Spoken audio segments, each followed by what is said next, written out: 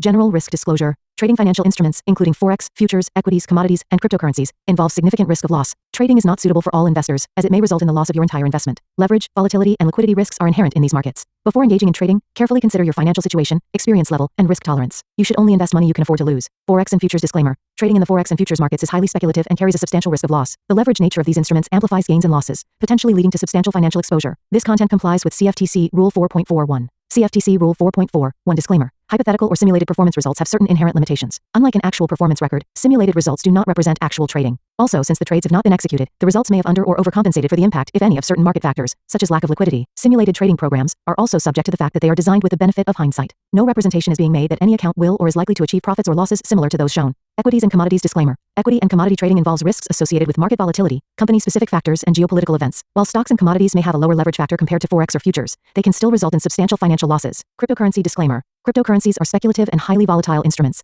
Trading cryptocurrencies involves additional risks, including regulatory uncertainties, security vulnerabilities, and lack of liquidity. Cryptocurrencies are not regulated by most governments or central banks, and their value may be affected by external factors such as news events and market sentiment. Regulatory references. In the United States, this content adheres to the regulatory standards of the Commodity Futures Trading Commission, National Futures Association, and Securities and Exchange Commission. In the European Union, trading practices comply with the European Securities and Markets Authority standards. Global compliance, content aligns with internationally accepted guidelines, but laws vary by jurisdiction. Consult with a licensed professional in your area. Past performance disclaimer. Past performance is not indicative of future results. Any historical results or performance shown in this content are for informational purposes only and do not guarantee future performance. Educational content disclaimer. The information provided in this video is for educational and informational purposes only. It is not intended as investment advice, nor should it be construed as a recommendation to buy, sell, or hold any financial instrument. Always consult with a licensed financial advisor or regulatory authority in your jurisdiction before engaging in trading activities.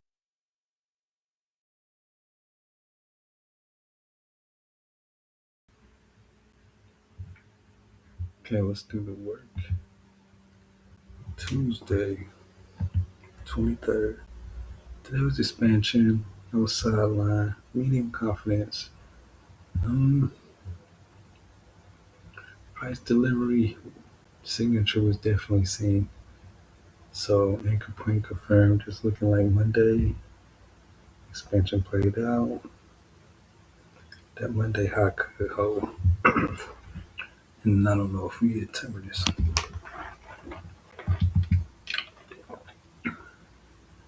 Between Asia and London, we filled the whole weekly volume balance. Everything sold in SpaceX memory had a pullback.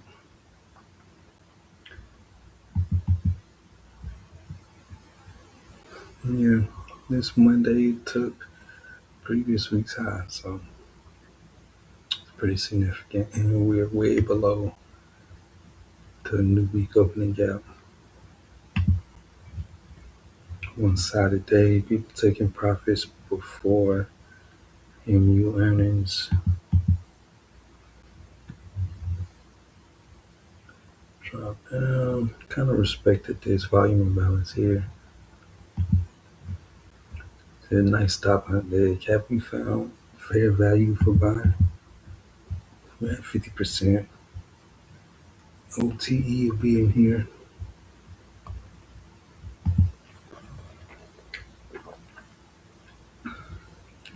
SPX, Monday not as significant. We didn't take previous week's high, but we still melted the same. Everything happened overnight. But here we respected the rejection block.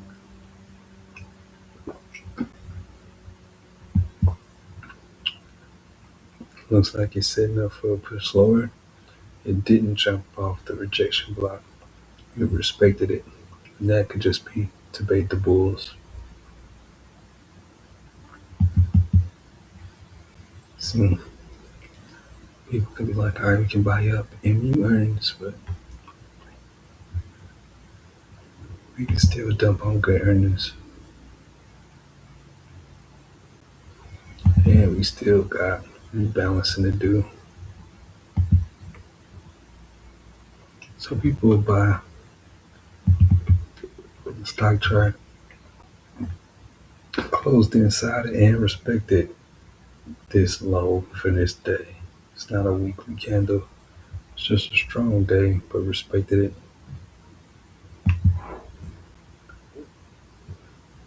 Float inside the rejection block, no respect to the bullish array is a bear sign. Right here, this is that suspension block that ICT was talking about. Cleared it, but we didn't take the low. And NVIDIA looking like it's going for the old weekly low. Everything's selling before MU. I think even if MU beats, we still might see a sell off.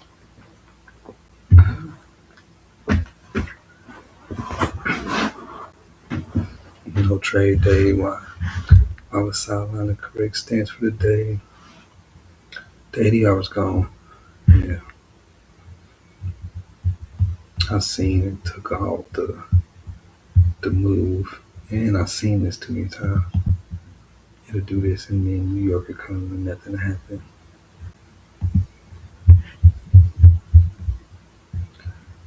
The framework play out, yeah. What did we learn? Every session matters. What we gonna watch for tomorrow? More Asia and London awareness and looking at MU earnings. All right, that's that on that. Peace.